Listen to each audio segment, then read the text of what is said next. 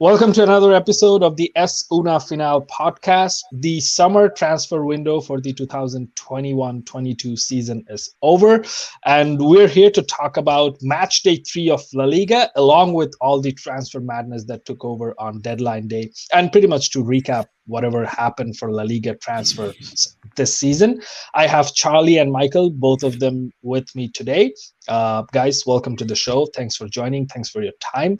I'm looking forward to a really fun episode. Probably the transfer window and transfer deadline stuff is going to take a chunk of our time, but this is exciting stuff. We're not going to have to talk about transfers for another 4 months. So then we're going to get to talk about only football. But with Real Madrid, I can promise you that we won't be talking about transfers even within the next 3-4 months as well. But let's start this one. We actually want to do it with a few categories. So let me pull that up before we begin. Each of us can probably do a round table kind of thing where we talk about which transfer was the best this season for La Liga, which was the worst, which was the most underrated transfer, and which was the most surprising transfer. Now, those are all about like individual players that can be from any team. We can name them. And then again, I think after that, as a roundtable, we can discuss which team collectively had the best transfer window and which team had had the poorest one. And after that, we'll talk about some Matchday 3 stuff as well. I'll start this one with Michael. So Michael, what do you think about the summer transfer window 2021-2022 went for La Liga this season? Who was your best, your worst, most underrated, and most surprising transfer of this window? Yeah, I think it's been an interesting one. I think it kind of peaked at the start where we had kind of DePaul and there's a lot of Barcelona free transfers came in. Then not a lot happened, and then it all kind of picked up like the last few days. Kind of been a bit mental. Still like seeing stuff on the La Liga lowdown feed, like transfers I didn't notice happened, like Lopez going to Rayo just came out of nowhere. Mm-hmm. But for me, I think there are a few standout like best ones, because I think the best transfer has to be like pretty amazing. So there's a lot of very good ones that probably don't cut it. So for me, I think you're looking at mainly like sort of Alaba, DePaul, Depay. And I'd probably even throw Camavinga in there as well, because I think like around 30 million euros for someone with his ceiling is a pretty good deal, especially considering some of the huge fees that are being thrown around in the Premier League, and the fact that Real Madrid could get him as well. I think, he might not hit the ground running. He might struggle to get minutes, which may mean it isn't the best transfer, but I think it's just a really good transfer to us, and it's exactly what Real Madrid should be doing really in the market. So I don't know what your guys' thoughts are on the best transfer. Charlie, go ahead. The best individual transfer, I would say, I think is semi-obvious. My pick is Rodrigo de Paul going to Atletico de Madrid. I mean, he was one of the best midfielders in the world last year, and to get him at a price of around 35 million euros is just absolutely bonkers. He's got, I believe, Atletico Madrid's highest expected assists, their highest key passes, and I think their highest shot-creating action all through the first 3 games. And that's just insane numbers for someone in a squad with Koke, with Marcos Llorente. Angel Correa is quite good on the creation side as well as shooting. So to bring someone in with that talent at his age into the squad you already have and how well he gels in, that is my pick for the best transfer. I don't think anyone comes close to that. What about you guys? I think I would say the joint top 2 for me are Alaba and DePaul. DePaul has to be there, absolutely. And whatever Charlie said about him being one of the best midfielders in the world, I completely agree. I'm an Argentina fan as well, so I followed him closely even during the Copa America. He was fantastic, and he feels like completely built technically, physically, and tactically for Simeone's game, and how he just fit in right right into the team. It is definitely a big plus for Atletico Madrid, and this makes them like stronger on so many fronts. I have Alaba right up there.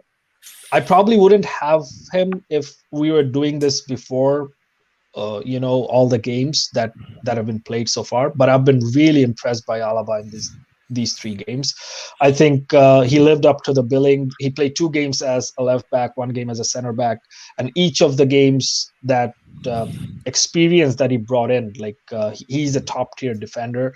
Probably not as much as a center back as he is as a left back, but I think when you void your defense from Sergio Ramos and Rafael Varane, you have to fill that back with some kind of quality, and Alaba does provide that to Real Madrid. So that's why I think I would have Alaba and De Paul kind of joined in there. Going back to you now, Michael. Yeah, I think you've just got to agree with those two. I think those two plus Depay are probably the top 3 for me, and I think it's just which my opinion on who would be the best transfer out of those 3 probably just depends what side of the bed I wake up on. Like, I think it really is that close, and I think Depay deserves to be in that conversation too. Like, obviously, I know it's not a free transfer in the sense that he's still a huge sort of fee, like an agent fee and sort of the wages and all that, but it was pretty good move by Barcelona to secure that. And with Messi gone, it made sense to have someone in like Depay who would kind of dominate chance creation and shot taking in the team. Obviously, he's not going to be the same level as Messi, but he has been one of the best attackers in League One, in Liga, which is like a team, a league that has been dominated by one team. So I think he definitely has to be up there. I think maybe not best transfer, but one that I really like is Selenia to Getafe. I think it's something ridiculous, like 5 million euros or something, or 8 million euros, which, it's hard to say he's the best one, but it's just a really good piece of business, and it makes sense with their change of style. And even if Bordalas stayed on, it would have made sense because, Alenya showed that he could do the running under Bordalas, and he's just a player that his level is probably higher than Getafe, and it's just a good bit of business. But yeah, I think that top 3 really is the best. I think there's no, for me, I can't think of anyone else who really breaks that. Potentially Camavinga if he does really well. Well, don't worry. Like once we stop giving him game time, he will rebel, and we'll probably sell him transfer or Atletico Madrid, like Odegaard or Marcos Llorente. So yeah, just hold on for a couple of more seasons. Right. So just while I was talking about it, I think rather than talking about the worst transfer, let's talk about the best transfer that happened the other way, like the best players who moved out of La Liga. I think that could be an interesting conversation as well, because there is a lot of good talent that went outside of La Liga this season. So how about we just jump into that? What do you guys say? So at the beginning of the summer, if you'd told me Martin Odegaard was leaving for Arsenal, I would have been incredibly angry and quite surprised. After the summer we had, I'm less surprised and less angry, because I don't think he would have succeeded in Real Madrid without quite a bit more time and some coaching. So I think he deserves to be up there. But I think my biggest is Emerson Royal from Barcelona, who they bought back from Real Betis with a buyback clause for 10 million or around that. 10 million euros, and then sold him off to Tottenham Hotspur for 25 million euros, which he's a great player. He was one of the best right backs in the league last year. I would go as far to say the best young right back in the league last year. So him going to Tottenham, and I think 25 million is a fair price given his talent and given his time spent at the top of the league. So I think Tottenham are getting a great player there. I think he fits the wingback role in Nuno Espirito Santo's 3-5-2 or 3-4-3 quite well. So I think I expect him to do quite well with Tottenham, and I don't think that's a too expensive price for a player of his talents and someone who we could very well be seeing soon enough start for the Brazilian national team in that position. So he'd be my pick, I believe. Yeah, I would stick with Tottenham, and I think Bryan Hill really it stung really bad to me. I'm not a Sevilla fan, but I was looking forward to watching this kid in La Liga. He was so impressive, and I know like Eric Lamela is right now Sevilla's top scorer, but I think Brian Hill would have served them longer than whatever Eric Lamela is eventually going to do. Obviously, much different profiles. Lamela is more of a striker now, and Brian Hill was this up and coming winger who could dazzle his magic on either wing. At this point, that really stung bad. But if we talk about like player profiles or like statures going outside of La Liga, I think it's going to be difficult to eclipse both of Real Madrid and Barcelona's captains left La Liga this season, Messi and Ramos, of course. And then I think Varane's transfer to Manchester United was also very significant. I think Manchester United did an amazingly great deal out of it. And Real Madrid lost a huge advantage in here because on his day he's the best central defender in the world, has won everything there is to win in the game practically, and to see him go, that was really bad. What about you, Michael? Yeah, I think I was about to say Varane before you said it, so I think I mean, him going for 30 million euros is just pretty insane.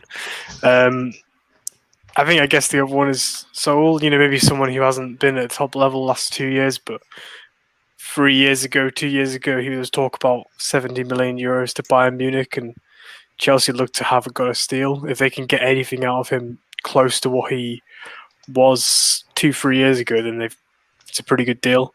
I think another one is maybe a bit of a less well-known profile, but he's pretty well-known in Spain, is Marc Cucurella. I think him going to Brighton makes sense for his development. Graham Potter's a bit more of a progressive manager, and I think he'll play in a style that will suit this, that will be a lot closer to the Spanish national team than Getafe will be. Or if he went to Valencia under Bordalas, I think it kind of makes sense for his development to go to somewhere like Brighton, where they're going to have more of the ball. If he went to Valencia, it might not have been that way. I think just his versatility make him really interesting to watch. He could, we might see him play more in the kind of midfield, or maybe more in a back four. It really does depend. I think you've got to be excited about Cucurella. He is, for all he might not be that eye catching, I think just as a player, he's so unique. And I find him really fascinating. So I think I'm keeping my eyes on Brighton. All right. Our next two categories are the most underrated and the most surprising. I think we'll do this together. Like each of us can go about our picks together. I will once again start with Charlie. What about your most underrated and most surprising transfer of this window? The most surprising was Anton Griezmann. I don't have to explain that. I'm just coming out on the last day and the last couple hours of the transfer window for him to make that flip back to Barcelona. I was not expecting that whatsoever. That came way out of left field. My most underrated is Kenyon Lee going to Mallorca, because he is just such a great talent that has gone unused by Valencia, which they have their own management and upper tier problems they've got going on. To terminate his contract and let him go for free to a side that I would say is a direct competitor for them. I wouldn't say Valencia are battling relegation, but in the bottom half of the table or so. To give a competitor like that a young talent for free is just, that's crazy to me. And he is such a good player when played in the right system and given the coach's trust. He's going to do very, very well in Mallorca. And the only thing that scares me a little bit is that he plays in the same position as Denny Rodriguez does, and sometimes Takefusa Kubo as well. Kubo's obviously at loan for 1 year. But so I really hope that he gets game time in their 4-2-3-1 system, as it doesn't really allow for two attacking midfielders in that role. So if they can figure out how to integrate all of their young talent they've brought in this window, Kenyon Lee will be fantastic for them. So he goes as my most underrated transfer that will, I believe, 100% turn out to benefit Mallorca. All right. What about you, Michael? Yeah, I mean, you could put Kenyon Lee in the surprising one as well, because this is someone who, like, Valencia as a club The ownership were really keen to sort of promote him as this kind of new figurehead. You know, him being an academy graduate, but the fact he's from Korea, and it sounds a bit cynical, but there was an idea there that this is a guy who can help us reach new markets, and the fact that they haven't even got a fee for him, just his contract just terminated, is quite shocking almost. And there's a bit of a turnaround, and I guess maybe it's too much of a reach to say this, but I guess it shows the influence Bordalas has. Bordalas clearly has no use of him in his kind of rigid system, and he's just like, well, I'm not going to use him, so. And then there he goes, and then that's shocking in itself. I think if we're looking at like kind of best, most underrated, I feel like Unai Lopez going to Rayo Vallecano is like just a really interesting signing. I think he's someone who hasn't always played lots of minutes for Bilbao, athletic club, but he's played decent amount, and he's of La Liga standard, and he can bring a lot of quality and creativity to Rayo, who might struggle to create chances against some sides. So I think he just makes sense adding that sort of Primera standard to their midfield. I think also sort of Cadiz signing Thomas Alcorcon, a Chilean international. He's already started 3 of their games so far. He's just a really good defensive midfielder who kind of suits their system.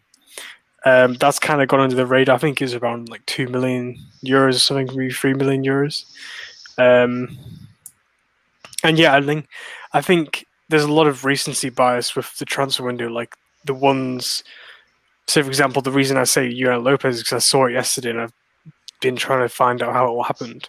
But it's easy to forget that, Villarreal signed Mendy for free, and that's a really good signing in itself. And it basically fixes the issue that Villarreal had, where it was kind of Funes Mori was their kind of backup centre-back, and he's just not very good, so they get Mendy, and it's all dandy.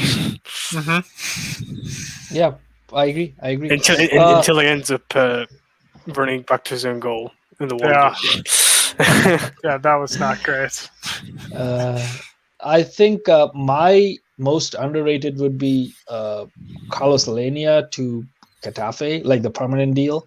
I think, he is looking really good so far to me. I think he'll do great for Getafe in the future as well. So far, looks to fit Michel's profile pretty good, and I think he was always a good center back. Probably not as Thiago's level at Barcelona. They started to think that he'd probably reach Thiago's level at some point, but he never did. Barcelona does this a lot. I'm forgetting the name of another player who they tried to do this with. Even I think they gave him the number 6 jersey at some point at Barcelona to like replicate the Xavi Iniesta thing, but those things never work out. I think they tried to do something similar with Selenia as well, but I think he's far better off at Getafe and should have a good career there. Most surprising, I would say, I would tie 3 transfers in here basically: Luke De Jong, Antoine Griezmann, and Camavinga. Because why I tie this, probably Antoine Griezmann was not entirely a surprise, because we've been hearing murmurs about this transfer throughout the window. Camavinga was like completely out of the blue. Like even his agent said that Real Madrid only contacted him in the last 72 hours of the window. So that was like really no clue whatsoever kind of thing. And if I still have to like single out one transfer, I would say Luke De Jong playing for Barcelona at the end of this transfer window. I did not see that coming. I could even if you searched Camavinga Real Madrid like wallpapers, you would probably find that even like in June.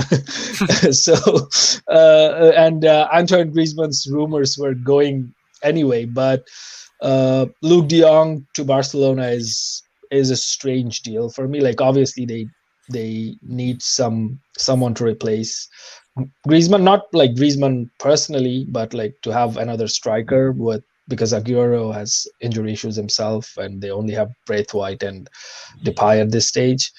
And just one name for my underrated transfers again. Yes, Memphis Depay is already doing great for Barcelona, but I think still when he signed, people didn't realize how good of a signing he would end up being for Barcelona, especially now with Messi gone, and he has just assumed this leader role in the Barcelona front, and that is difficult to do at a club of like Barcelona, such a big club coming into a new league and assume that role from someone like Lionel Messi. It's obviously difficult, and I think he has transitioned into that. Like, obviously you can't do Messi stuff, but he has assumed that leadership role, at least by the looks of it. So I think although he's doing great, everyone is lauding it, but still I think people would go on and realize exactly how good of a signing this was.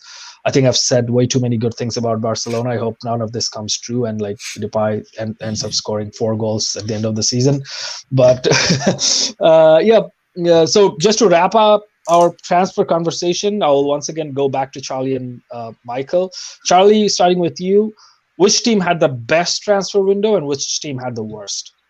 Okay. So my best team, I kind of touched on a bit earlier, is Mallorca. I mean, they brought in Kang In Lee, Takefusa Kubo on loan, Matthew Hape, who I did voice I did complain about that transfer a little bit on Twitter. Being American, I'm allowed to do that. I'm allowed to talk trash about our own players. That's okay. Okay. Maffeo, they brought in Amaf. They brought in Angel Rodriguez, Jaume Costa, and Fernandinho on loan. That's just such a great crop, a mix of a young talent on loan and some experienced players, a lot of just great attacking talent there. And they already had a pretty capable squad coming up. So I think now Michael's prediction will come true, and I think they will quite handedly stay up, which is a bit of a tap out now because, I mean, we are 3 games in and they are not lost yet. So I think they will do quite well, given that they have made so many quality signings coming into this. And my worst team, it's also a tad bit of a cop-out, is Barcelona. I mean, letting Messi go, first of all, just automatically tosses you into this. I know that there were financial issues, and it wasn't their choice. They had to let him go. Letting go of Griezmann as well, also a financial issue. I completely understand. But, I mean, still, losing those 2 players who I will say are probably your 2 biggest attacking contributors in the squad. Obviously, you have Jordi Alba and Frankie de Jong and Pedri building up out of the midfield, but they were kind of your 2 goal scorers and goal creators in the final third. Letting go of Emerson, who is a great talent, I probably wouldn't have let go of him. To be fair, they needed the money, so you understand that. Carlos Selenia as well, letting go of him. I mean, Depay is a good signing. Eric Garcia is probably good in the long run. Aguero is relatively good, I would say. I actually really like the signing of Luke de Jong. I think he fits their 3-5-2 that Koeman was trying to play at the end of the season last year. I think he fits that pretty well, playing as kind of like a poacher a bit in the box. Jordi Alba was a fantastic crosser of the ball, so I think he plays into that a little bit. But yeah, I think Barcelona losing out on so many of their couple talismanic players in the squad, in the side, and they automatically take the worst team spot for me because of their financial hardships, and it cost them quite handedly. And after Griezmann going out, I think they'll have a bit more trouble this season scoring and creating chances. All right. What about you, Michael? Yeah, I think I'm going to agree with Charlie about Barca being the worst team, but I think my reasoning is slightly different. So, like, for me, I think it's quite easy to say, oh, they lost Messi and Griezmann, therefore it's a bad window. But they needed to do that. Mm-hmm. So by losing them, they've completed their objective of raising funds, however bad that may seem. But I think they've still failed because they haven't sold the right players, and the signings they've brought in have just been poor. I think, so for example, they've sold the wrong players. I think someone like Carlos Selenia is kind of, they're not going to raise huge fees from him. Having him in as a kind of squad midfielder makes sense. I think they failed to sell Umtiti and a few other players. Emerson as well doesn't quite make sense. Him going, now Sergio Roberto's going to have to cover midfield and right back. That's interesting. And I just think the signings they've made, Aguero and De Jong for me, the big ones, I'm just really not impressed. I think I'm not going to sugarcoat it like Charlie did. I think Aguero is a shocking signing for a club. I think the idea that you'd sign a player to please someone, to please another player, especially, like, for example, I remember once Crystal Palace, they signed Christian Benteke's brother to please him. But Jonathan Benteke wasn't on 5 million euros a year. He was on, like, so much less. But the idea that they sign an injury-prone Aguero on huge wages to please Messi, who then left, is just so. It's so bad. Like, it's just so bad. Yeah. It's such bad squad planning. You're right. And yeah. I just feel like it's just so indicative of just how poor they are run. And I think De Jong, like the whole idea of going in for De Jong last minute, there's just no sense of squad planning at all. It's just, we'll just get him in. Honestly, I think he might do all right, but he's just the wrong age profile they should be going for. They're not going to get any, like Aguero and De Jong are just money down the toilet. Like, they're not going to get, when Barcelona are in the financial situation they're in, they're not going to get any of that money back. However, if you look at Real Madrid getting Camavinga, if they sold him, they could at least double it in 2 years, if not triple it, quadruple it. For being real, I think, and for what it's worth, I think Eric Garcia and Depay are really good signings, but they just can't. But Barcelona, I just think, have had a really bad window. To be a bit more positive, I think a few clubs have had quite good windows. I think Mallorca, I'm not going to say any more because I think Charlie absolutely nailed it. I think they've got a right balance of experienced and young players who are hungry to do well. You know, they've got the Premier experience in Angel, and etc. I think, hear me out on this, I think even Real Madrid have had a good window in the fact that going into the window that they needed to raise funds. They've done that. Yes, they've lost Rafael Varane and their captain, but if they're so obsessed on getting Mbappe, they needed to do this anyway. And, you know, we can disagree about whether they need to get Mbappe, but in terms of them meeting their own objectives, they've kind of done that. And I think Camavinga is a solid signing. If you're going to make one signing for a decent fee, he's a good option. I think even Sevilla as well have had a really good window. I think, you know, Thomas Delaney, Rafa Mir, even Eric Melo, these are signings that kind of make sense in the sense that they're not huge fees, but they just like Rafa Mir just makes sense. You know, De Jong's towards the wrong side of the 20s. He's sort of going towards. He's aging basically. They needed to get rid of him, and then Rafa Mir comes in as a younger profile who has been better basically for the last year. I think even with Sevilla, you know, they've filled the two voids at left back and right back in Montiel and Augustinsson. So they've now got that extra insurance. Delaney also offers a bit more cover. And I think, you know, they've kept Koundé and En-Nesyri, who are their big assets. Yes, losing Brian Hill's not great, but maybe he might not have fitted into Sevilla's squad. So I think the fact that Sevilla have held on to Koundé and En-Nesyri, especially Koundé, considering how important he is, and they've strengthened their overall squad, I think you have to look at that as a really good window. All right. Yeah. I think there is the general consensus, and I do not disagree at all, that Barcelona had the worst transfer window.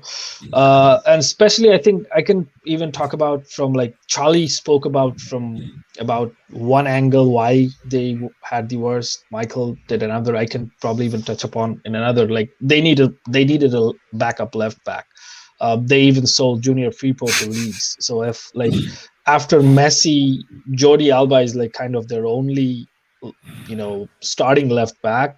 I don't know. I honestly don't know what happens if Jordi Alba is not available. Does, like, Dest plays at left back, Sergio Roberto plays at right back. That's Dest. That's like that's obviously not ideal as playing an actual left back at left back. So they did not, like, pay any heed to that.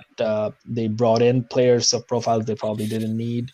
They couldn't offload players like Pjanic and Philippe Coutinho, who I think Coutinho might play minutes when he's fit. I don't really see Pjanic getting much minutes this season as well, and he's on a huge wage bill too. So yeah, all in all, doesn't matter how much pay cuts Busquets, Piqué, and Alba take, there is still some like mismanagement going on in Barcelona, and to, like, lose players like, if losing players like Messi and Griezmann wasn't enough, they also lost Emerson Royal.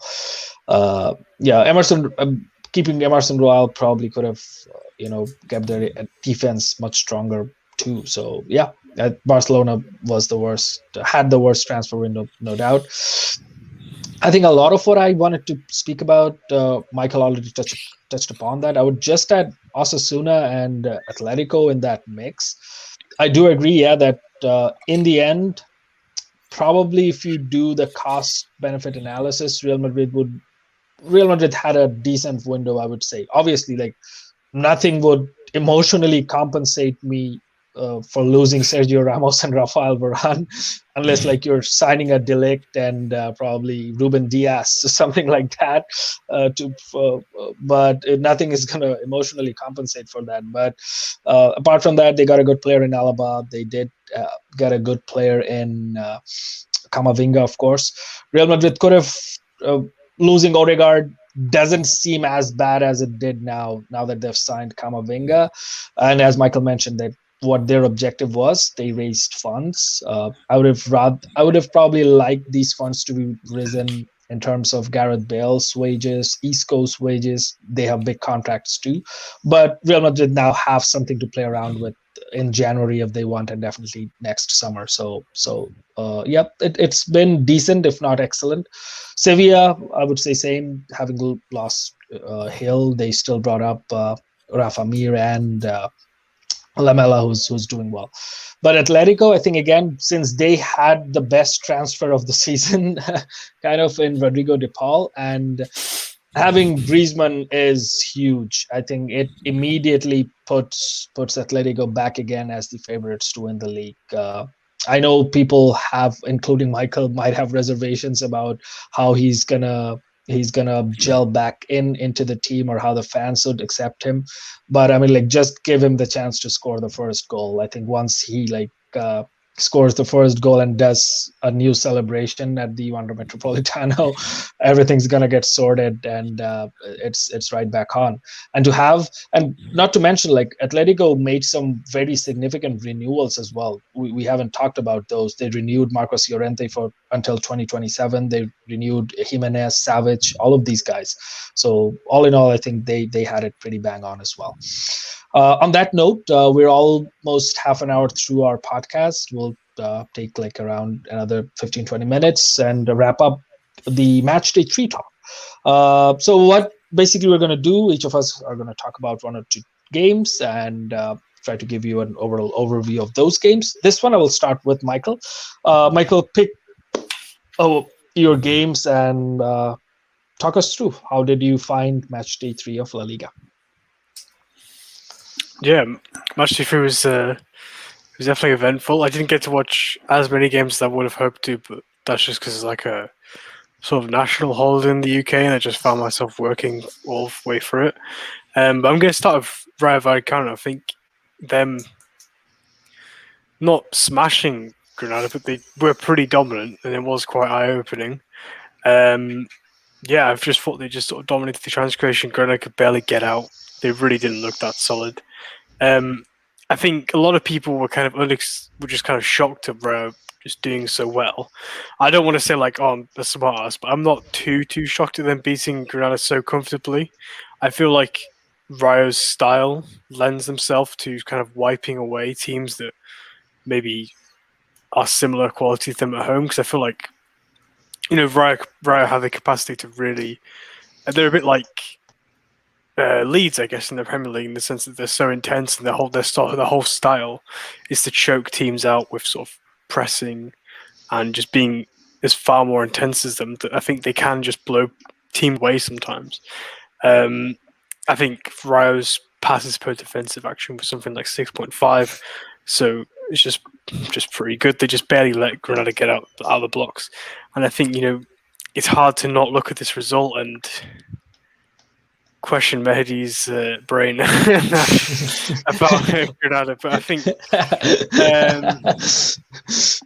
but no, I think, look, it's tough for Granada because they've gone through a lot, but results like this is definitely not going to help Moreno.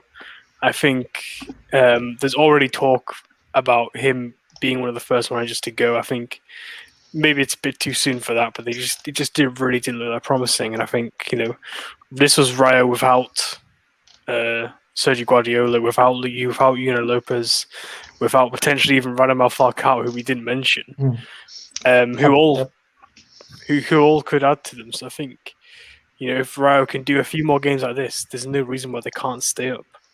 I don't know if you guys have any thoughts about that game in particular before I move on to the next one? Don't know much. I think you hit everything on. Yep. Everything you want to say, including how my La Liga prediction is in shambles. Yeah. Yeah, I mean, when Getafe win the league, well, yeah. The next thing I wanted to do is the Friday night game at Mestalla, Valencia versus Alaves. Two teams who kind of have new managers. Obviously, Bordalas at Valencia and Javi Callejo, who was appointed last year, but he still is kind of settling in Alaves, I guess you'd say.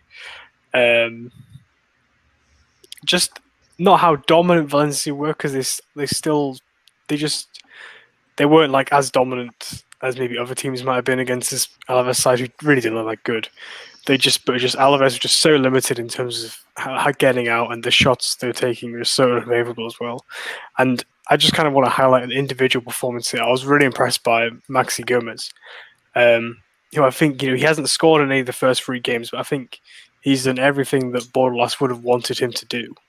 And I think even if Maxi Gomez scores 0 goals for us this season, but he does all these things, such as drawing fouls, winding up opposition defenders, linking play, just bullying defenders basically, and linking and releasing and giving Gonzalo Guedes space, and Soler and Cheryshev, then it'll be successful. I think it was quite interesting also to see Hugo Guillamon in midfield as well.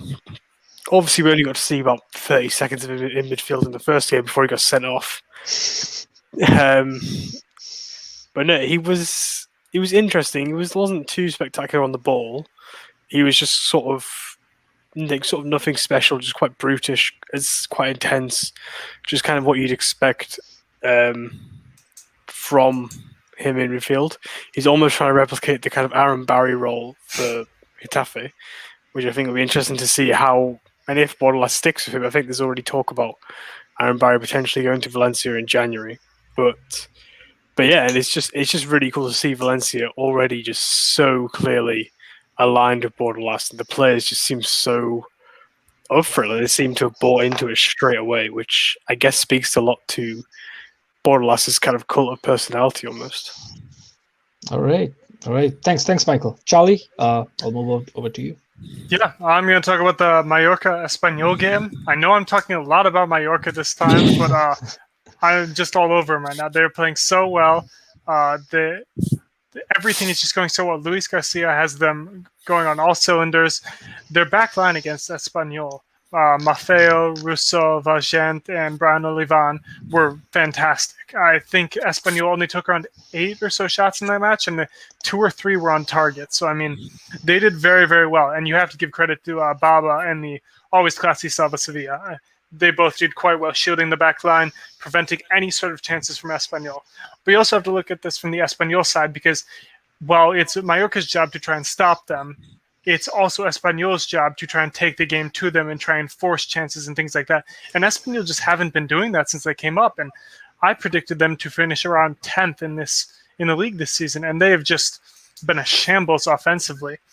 RDT, he's just not playing so well at this point. Every time Espanyol gets onto a counterattack, he makes a run wide and doesn't go for the striker's role up the middle, the poacher's role that you would expect for him. It's just so confusing, which you have to give credit to Mallorca for trying to force him out into that space, which as they clog the midfield and the zone 14 or so at the top of the penalty area, that's just fantastic defense. But still, I mean, Landry Damata for Espanyol, he's fantastic in the build-up. I believe he had 3 shot-creating actions, like 3 second assist type things. Obviously, they didn't score, but second assist, 2 shots. He's fantastic in the build-up, but at the very end, his end product is just nowhere to be seen. I don't think he got a single shot off the entire match. It's just not great. I don't know. I mean, it's you think that a team with the quality of Espanyol would just be so much better in this league. So it'll be interesting to see where they go from here, if they start changing up the style, if they differentiate from the 4-4-2 to go with something a bit more counterattack based, or something with wingers as opposed to wide midfielders, and maybe a holding midfielder and 2 more box-to-box or attacking midfielders ahead. Maybe we see Mbarba or Javi Puado move inside.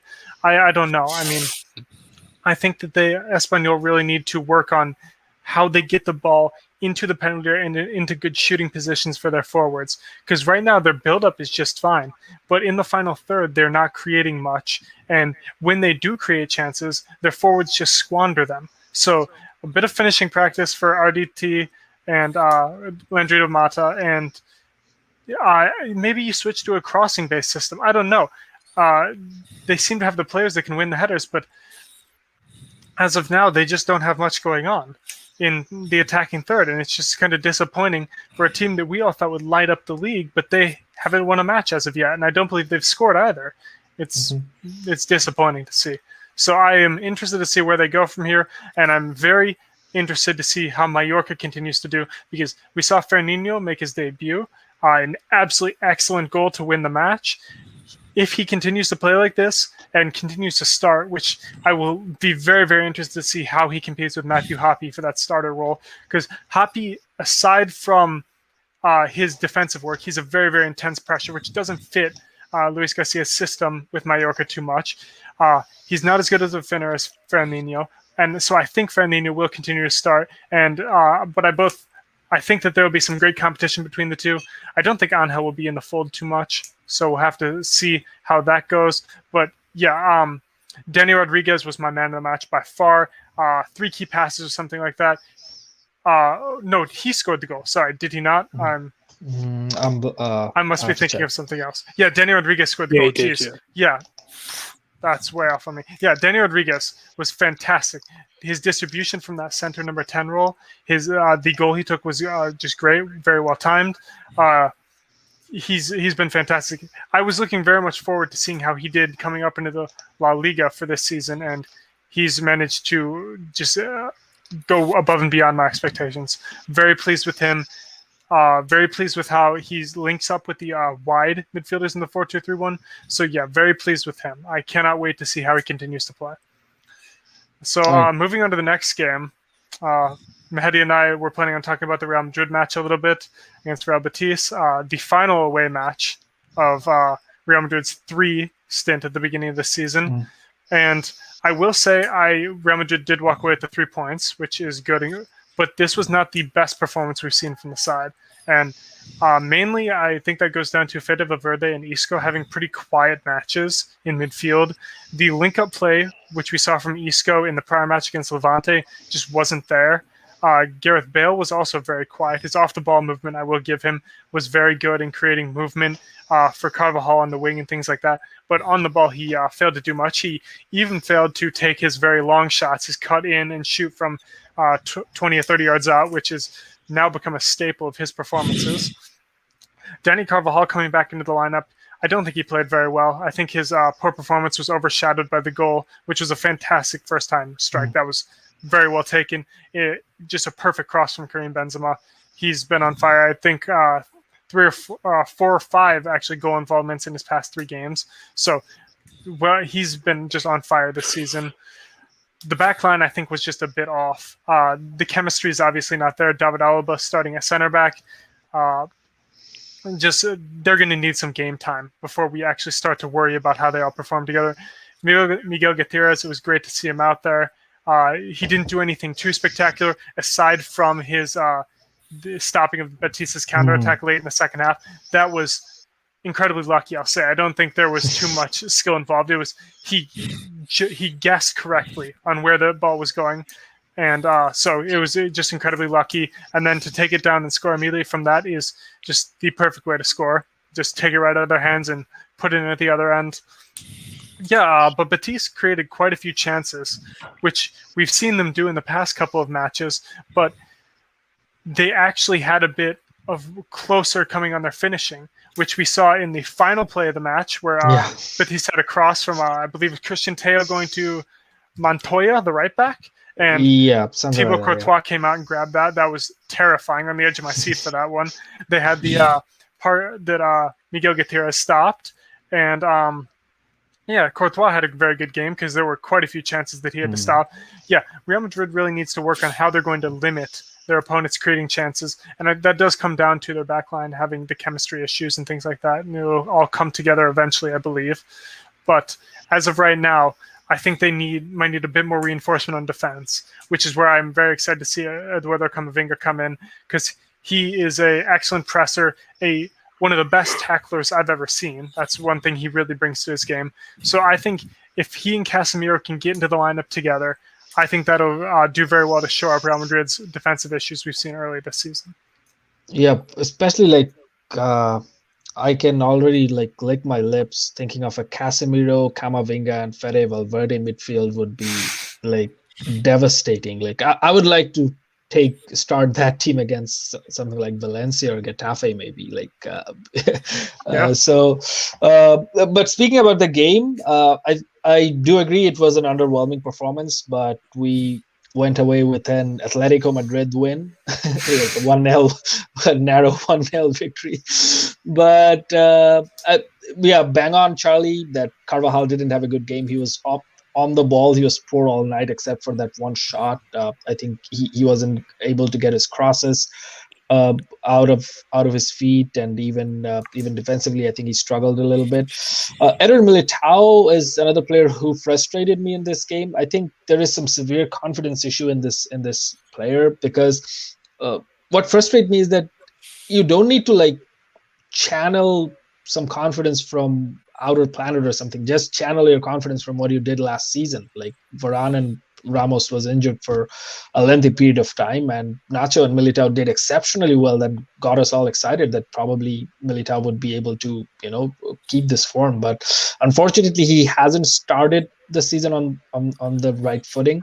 And I think there was that one instance where he like just fell off by trying to walking to the ball or something, and then Betis won the ball back, and they could have started a counterattack. I was impressed by Miguel, and it breaks my heart that this kid would not be started once Marcelo comes back or Mendy comes back. But yeah, he had a good game. I think. The interception that led to the Real Madrid goal was probably an accident, but still, I think he had a couple of key passes. His passing was overall well. The bar for Real Madrid players was not that high in this game, but even among that, I think Miguel did pretty well. Vinicius was decent as well. Benzema, 5 goals plus like goals or assists in 3 games, exactly where he left off last season. Scoring wise, once again, did have an off game, but still ended up producing the only assist of the game. So all in all, that went well. I'll finish up quickly, just recapping a couple of games. The other 2 big games that happened, obviously Villarreal and Atletico. They drew that game, and there was this like devastating photo of all the Villarreal players already on the ground when they like saw the ball was going in. I think whoever took that photo, it was a heartbreaking photo for Villarreal fans, but from like theatrical perspective, that was a fantastic photograph. Atletico Madrid snatching 1 point from the claws of Villarreal at the absolute last moment. Overall, I thought it was an entertaining game.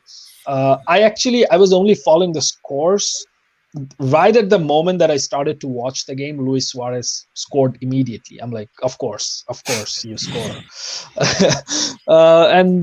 Then like, even like I was watching it till the end. Even at the start of injury time, it didn't seem like Atletico would get the point. Villarreal were seeming confident, but yeah, they just let that slip, which brings us to 5 teams being on top of La Liga at the moment, and one of them is I think one of them is Mallorca. So yeah, even if we don't win the league, if Kubo can win that, we'll take it. At least one like winner's medal would come back to Real Madrid.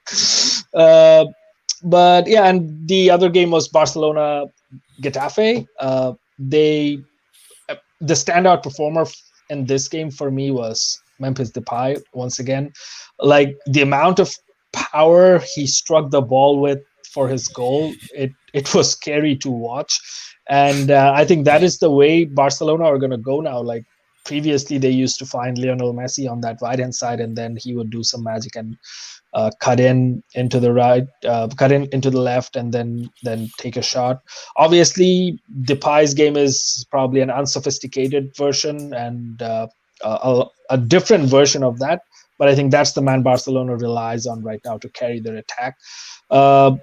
When initially, after Barcelona scored the opener, Getafe were all over the place for the next few minutes. I thought, like, I didn't see them scoring in this game, but they still did, and fused some hope in me. But then, Memphis Depay blocked all of that.